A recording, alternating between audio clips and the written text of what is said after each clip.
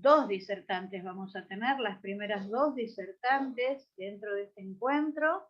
Ellas son Cristina Barile, una historiadora y profesora de la Universidad Nacional de la Patagonia en San Juan Bosco, y Celeste Castiglione, socióloga, docente en la Universidad de Buenos Aires, ambas argentinas. Ellas nos van a hablar de los cementerios en Argentina, etapas y territorialidad desde un recorrido sociohistórico. No voy a leer el resumen, las voy a dejar a ellas para no consumirles el tiempo de su presentación. Bienvenidas. Bueno, muchas gracias. Muchas gracias. Solo una brevísima presentación, es decir, y después le doy la palabra a Celeste para ir siguiendo con el PowerPoint. En principio queremos agradecer la invitación que nos hicieron para este encuentro. La verdad para nosotros es muy importante poder escuchar a los colegas y que los colegas nos escuchen a nosotros, porque es el modo que tenemos de poder compartir, digamos, las cosas que investigamos, sea que estemos más lejos o más cerca de los centros de investigación habitual. Lo que vamos a presentar es una tarea que ha demandado mucho recorrido por cementerios, tanto en la provincia de Buenos Aires como, o en Cava, como en la Patagonia. Así que este es un poco el avance de nuestros resultados. Y ahora sí las dejo con Celeste, que es la que va a hablar de esta primera parte. Bueno, buenas tardes a todos, a todas. Bueno, el currículum está un poco desactualizado, así que aviso que soy doctora en Ciencias Sociales y investigadora de CONICET, y hace 7 años que trabajo el tema de cementerios, especialmente en la provincia de Buenos Aires, que es un poco lo que recorté para este evento y para una pequeña muestra de lo que estamos realizando. Bueno, partimos también del supuesto de que los cementerios son, en mi postura, si quieren ir poniendo el PowerPoint. Eso justamente te iba a preguntar, ya te lo coloco. Si no querés que lo ponga yo. Como vos decís, yo no tengo problema. Fíjate si lo podés pasar vos o si pasás vos en el tiempo. Dale, que a ver deseas, si si se no, ve yo bien. lo tengo. ¿Se Ahí ve? está. Sí, sí, se ve. Lo voy a achicar para que no quede muy grosero. Yo lo tenía medio abierto para ir contándolas. Bueno, para mí los cementerios son espacios políticos, unidades de análisis donde perviven los rastros de distintos momentos que queremos consignar, y son también espacios performáticos, por otro lado, donde la cultura material escenifica ahí representaciones sociales, que son un poco el tema de mi estudio. Básicamente lo que yo trabajo son migraciones y muerte a lo largo de toda la historia. Y son también, como decía, espacios en donde los estados, tanto nacionales, provinciales o municipales, distribuyen la posibilidad de las memorias, y en cuyos territorios se dirimen los rasgos materiales y simbólicos que los distintos grupos que la conforman pueden emplazar. De alguna forma, mi pregunta de investigación es: ¿cuál es el lugar del migrante a lo largo de la historia argentina dentro de los distintos contextos de necrópolis que vaya a analizar? Este está también desactualizado, porque básicamente me quedan solamente 7 cementerios municipales para visitar, en virtud de un proyecto que armé para armar un libro catálogo acerca de todos los 135 partidos de la provincia de Buenos Aires, y que el Consejo de Investigaciones Científicas de la provincia de Buenos Aires me aprobó. Así que para el año que viene va a estar saliendo este libro, en donde cada uno de los partidos va a contar con su análisis particular. Y de que faltan 7 nada más. De acuerdo a toda esta trayectoria y esta visita presencial en cada uno de los cementerios, elaboré una suerte de cronología, en los cuales las migraciones son el eje que la atraviesan básicamente a lo largo de todo el periodo histórico. Y lo dividí en 4, entre los cuales el segundo y el tercer periodo son muy poderosos en cuanto a las migraciones históricas y a las migraciones tempranas de 1820 a 1876, ingleses, alemanes, norteamericanos e irlandeses, que son los que también tratamos en el libro que hicimos con Cristina. Y después el periodo de apogeo de las migraciones históricas vinculadas a el pico que llega a 1914 y luego iniciar un descenso de la migración posguerra y con algunos momentos en los cuales se reanuda la migración en pos de la Guerra Civil Española y los acuerdos que se hicieron a mediados de la década de 50, a principios de la década de 50. De manera tal que eso alimentó, retroalimentó y tuvo ecos y pervivencias a lo largo de ese periodo en los cuales muchas asociaciones de socorros mutuos, que son un poco la alma mater de estos panteones que yo trabajo, pudieron actualizar y alimentar, digamos, la nueva corriente más juvenil que también, de alguna forma, actualizó esta presencia de la muerte dentro de los cementerios. Y después, en la década del 70 y hasta el presente, la irrupción de los cementerios privados, o esta nueva forma arquitectónica de cementerios privados, y también la presencia de migración de países limítrofes, asiáticos y algunos de senegaleses también aquí. Y cómo estos se han manifestado en los distintos cementerios. Bueno, el primer momento, básicamente hasta 1820, muy difuso, muy raro en cuanto a las formas de enterramiento, por lo general alrededor de las iglesias, o en lo que hoy sería el Luna Park o el Banco Central, cerca de la plaza, anclado también en la cuestión de las parroquias y sus dependencias y la unidad familiar como influyente dentro de lo que sería, digamos, un cierto prestigio y la posibilidad de ser enterrado más bien cerca del altar o en sus alrededores. Y también esto de los cementerios intramuros de la época colonial. El segundo momento, que es el que podemos llegar a tener algún otro vestigio, está vinculado a esa entrada del cementerio de los disidentes que aquí les presento, en una suerte de dibujo, y la institucionalización de los espacios de enterramiento, donde ya no queda otra que empezar a pensar que algunas normativas vinculadas al enterramiento tienen que ser aplicadas. ¿Y cómo pasó con la iglesia del Pilar? Y el primer cementerio, que en este caso se da muy cerca de lo que sería la Cancillería, en la Ciudad Autónoma de Buenos Aires, donde estaba el antiguo cementerio de protestantes, donde se organiza a partir de una colecta y un préstamo que logran comprar a la vera de una quinta. Bien, lo que sin duda acá desde el punto de vista sociológico irrumpe y hace un antes y un después es el tema de la fiebre amarilla, en el cual a partir de ese momento los médicos en el Estado, más la ley de inmigración y colonización, más una serie de normativas que ya no se pueden dejar de lado, hace que sea un punto de inflexión con respecto a qué se va a hacer con los muertos a partir de pestes o circunstancias como estas, que ya queda establecido que debe ser atributo, por lo menos, del Estado. Acá encontré en un cementerio dos tumbas también del interior de la provincia de Buenos Aires que revisten de ese momento, donde también se ponían costados cerca del perímetro los muertos por la fiebre amarilla. Bien, cementerio de disidentes, básicamente empezó también al oeste de la Chacarita, donde se permitió que ahí se fueran enterrando, y donde hoy es el actual cementerio británico y alemán, y donde también se permitía en un momento de transición, un gap que hubo entre un momento y otro, que se enterraran también a judíos antes que se hiciera su propio cementerio en Liniers, o La Tablada y alrededores. Los cementerios que yo analizo por lo general de la provincia de Buenos Aires revisten este tipo hispánico, con una vía central, una transversal, un perímetro que de alguna forma subdivide la ciudad de los muertos de la ciudad de los vivos, estableciendo también una suerte de frontera y una separación simbólica y material. Y sobre todo también el tema de la normativa vinculada a la profundidad del enterramiento, las calles internas y todo lo que tiene que ver con la forestación cercana. La planificación también vinculada a un lugar de administración y un lugar también de recibimiento del cuerpo.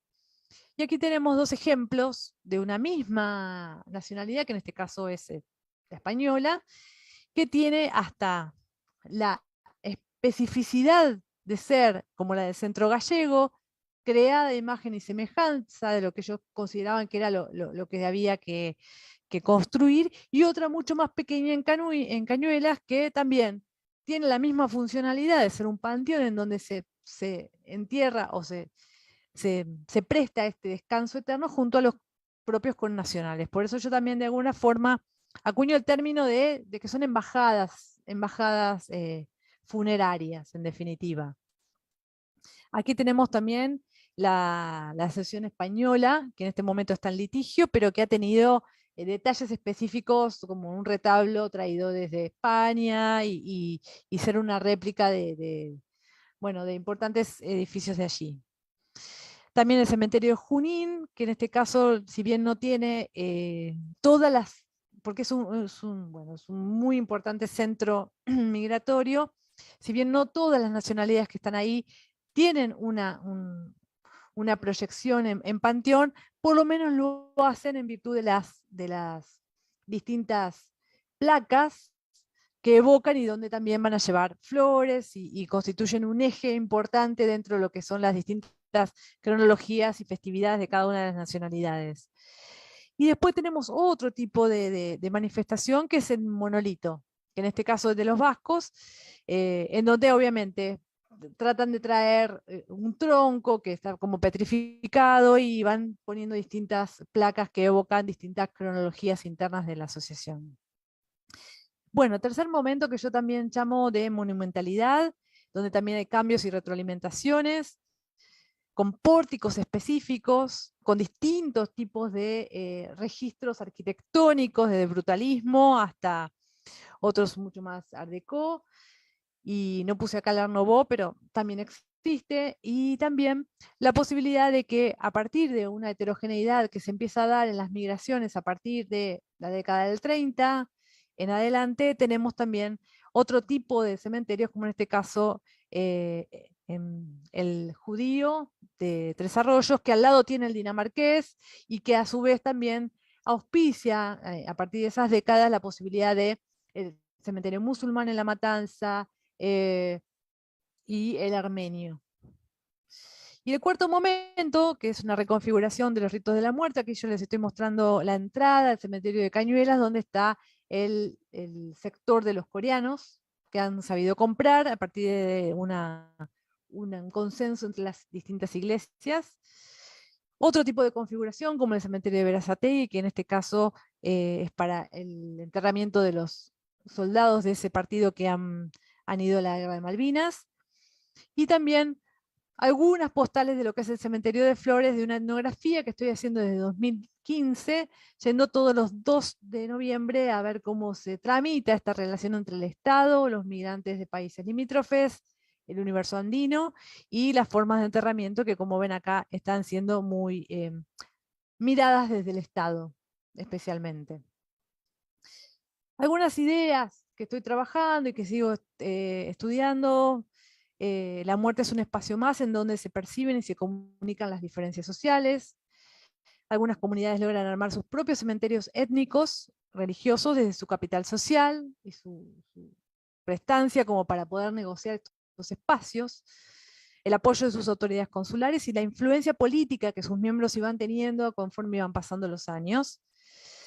En el tercer periodo, el ascenso de los rituales de la muerte, corporizados en cementerios y panteones de amplia coloratura, de posibilidades arquitectónicas y simbólicas, es importante.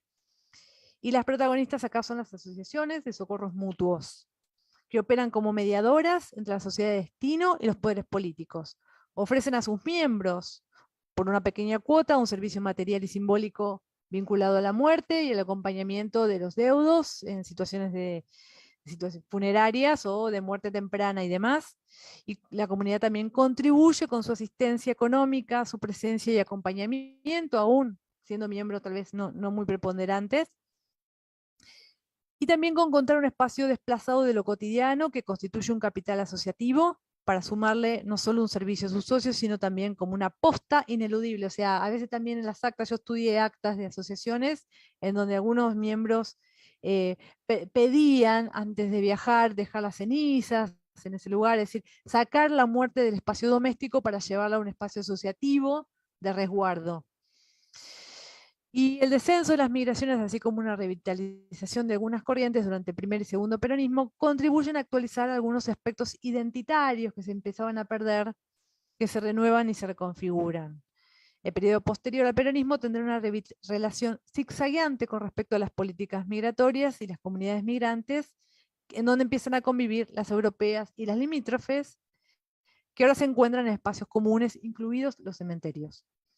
El neoliberalismo comienza a desplegarse y las funciones del Estado se restringen, y en eso se evidencia en el espacio funerario. La muerte deja de ser un encuentro de compromiso colectivo para ser problemática, o un evento que el individuo debe atravesar aislado y vivido con discreción, con algunas excepciones permitidas por el consumo del estilo folclorizado y cool de la ritualidad funeraria y de otros países americanos. Esas son un poco las ideas que estamos transitando, y le cedo la palabra a mi amiga y compañera, y dejo obviamente abierto las posibilidades de preguntas y respuestas. Bueno, lo que vamos a ver ahora es qué es lo que ocurre en Patagonia, básicamente en Patagonia Central, se trata de los cementerios que hemos recorrido. Y quizás hacer una salvedad respecto de la cronología que marca Celeste. ¿Por qué? Porque no nos cabe precisamente la que comprende el periodo colonial, porque, bueno, nuestros cementerios son básicamente de fines del siglo XIX, estoy hablando de 1880, 1889, y de principios del siglo XX, salvo los dos últimos que se crearon en Comodoro Rivadavia, que son de mediados del siglo XX, y por lo tanto su estructura se ajusta a las características arquitectónicas de esa época. Lo que estás viendo acá es precisamente la provincia del Chubut, señalado en rojo, y ese montículo de tierra inmenso conocido como el Cerro Chenque, y abajo precisamente el primer cementerio que se creó en Comodoro Rivadavia en 1901, conocido con el nombre de Cementerio Norte, que ya no existe. Y no existe por varias razones. Esa se trata de una zona de derrumbe. El Cerro Chenque básicamente es greda, así que con un poco de lluvia ya está derritiéndose, y por otro lado, del mar, golpea por debajo y provocaba ciertos deslizamientos de tierras. Por otro lado, también se cruza con la creación de YPF. Esa parte del territorio va a ser adjudicada, donde estaba el Cementerio Norte, va a ser adjudicada a tierras de posible explotación por parte de YPF en el momento de su creación. Entonces, de a poco se va a ir trasladando hacia otra parte de la ciudad. Ahí vamos con la siguiente. Bueno, esto es básicamente el cementerio oeste que reemplazó el cementerio norte que vimos antes, y fue creado en 1944. Tiene, digamos, entre características estéticas, hay algún predominio de Art Nouveau, algo de racionalismo arquitectónico, que es lo que más predomina. Hay mucho parquizado, que hay un trabajo muy profundo de los trabajadores del cementerio, porque se trata de la Patagonia Central, un territorio muy difícil de cultivar y de sostener, así que hay un trabajo muy profundo que hacen ellos.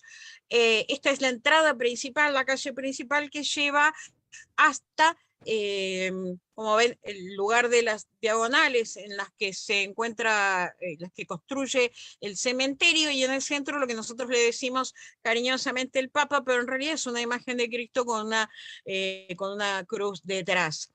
Vista de arriba, corresponde la foto que está al lado, la imagen que está al lado, que tiene esta especie de punta de flecha sobre el cual existen muchas hipótesis sobre el diagrama que tiene este cementerio oeste. Esa flecha, si siguiéramos lo que indica, el camino nos lleva directamente al mar, es decir, al océano Atlántico. ¿Por qué? Porque el anterior cementerio, el cementerio norte, miraba al mar.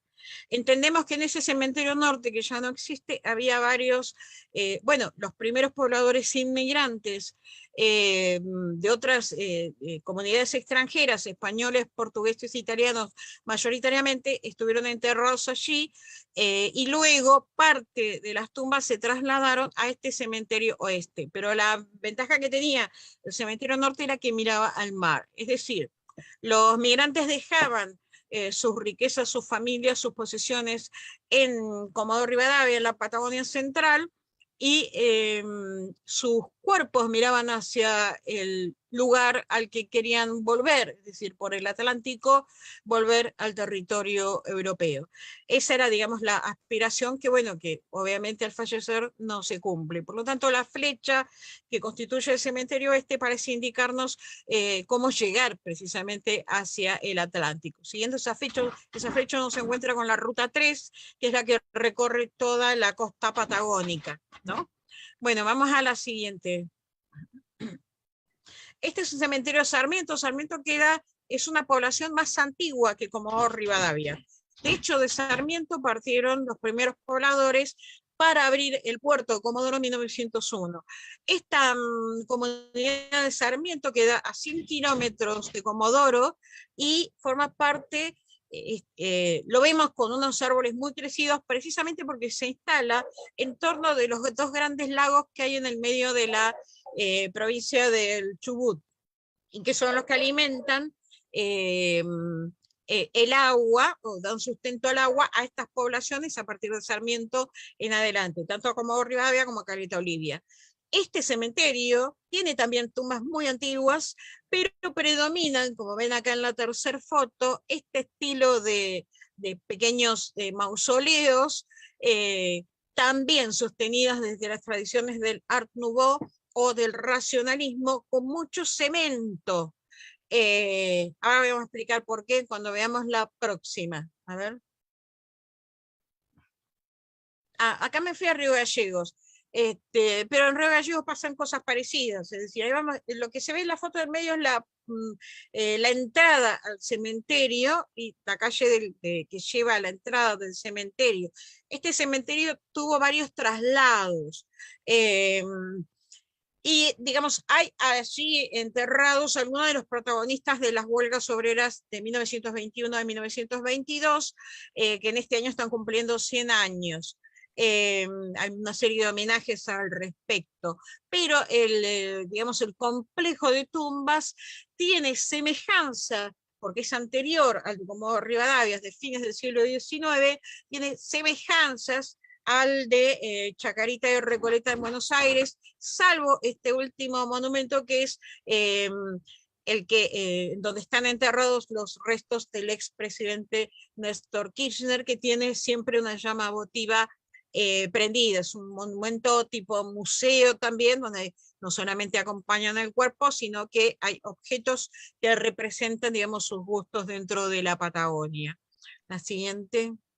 Cristina, ya está cumplido el tiempo, no sé cuánto les queda a ustedes para... No, nos queda muy poquito. Acá muy poquito, quedan dos fichitas más. Acá el cementerio de Puerto Madryn, con el que podemos explicar las diferencias. ¿Qué tiene de particular? Bueno, que la mayoría de sus enterramientos, ese es el pórtico de entrada, la mayoría de sus enterramientos son en mármol, mientras que más al sur, como en Comodoro, Sarmiento o en Río Gallegos, lo que predomina es el cemento. ¿Por qué? Bueno, porque cerca del cementerio de Puerto Madryn hay una mina de mármol. Y lo que destaca en este momento del cementerio es esta gran cruz en homenaje a los muertos por Malvinas, varios de los cuales terminaron allí, que fueron traídos del territorio de Malvinas y que se enterraron allí, y es el homenaje que la ciudad les hace dentro del cementerio. La siguiente, Cele. Bueno, ¿qué es lo que vemos nosotros en los cementerios de la Patagonia? Que acompañan el origen de las ciudades en donde están insertos, y en algunos casos surgen durante los procesos de migrantes de fines del siglo XIX.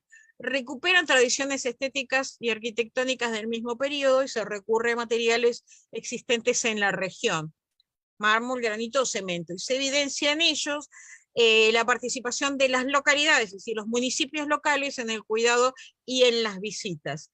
A medida que se avanza en el siglo XX y el siglo XXI, los cementerios se llenan de colores en sus enterramientos como manifestaciones de la llegada de los migrantes de países de América Latina. Este es un fenómeno que hemos visto precisamente a principios del siglo XXI, con mucha fuerza, porque lo que impera son tonos grises, pasteles o ocres, hasta la llegada de los migrantes, donde vemos las naranjas, los verdes brillantes y los violetas furiosos, que son las manifestaciones estéticas de países como Bolivia, Chile, Paraguay, etcétera, etcétera, ¿no? Hasta acá, digamos, nuestro recorrido. Parte de ese recorrido, más que nada historiográfico, lo van a encontrar en el libro, Nuestro morir no es poco, es decir, de cómo llegamos a estas conclusiones, y de otros cementerios que también allí están narrados dentro del libro. Esto es nada más que un pequeño, digamos, resumen de cuánto hemos hecho, ¿no?